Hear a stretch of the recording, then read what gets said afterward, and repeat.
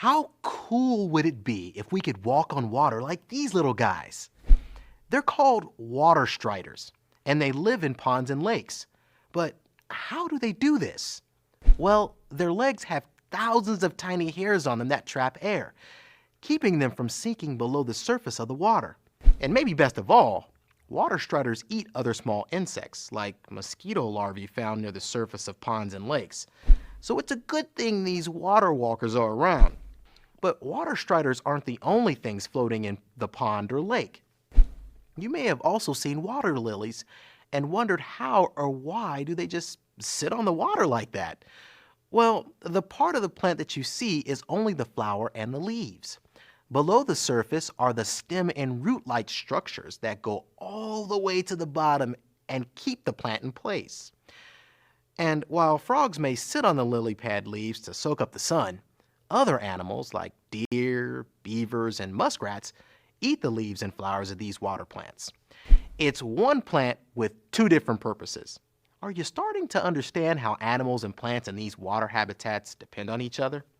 Let's not forget about the swamps. The pitcher plant eats insects found in the swamp. What? Yes, a plant that eats insects. How cool is that? Pitcher plants and other plants that eat insects are often found in swamps. But why would a plant need to eat bugs? Because these plants rely on the nutrients from the insects since they cannot get the nutrients they need from the soil in the swamps. From swamps to oceans, the change can be extreme. Did you know that there are places at the bottom of the ocean where there is no light and the water temperature is boiling hot?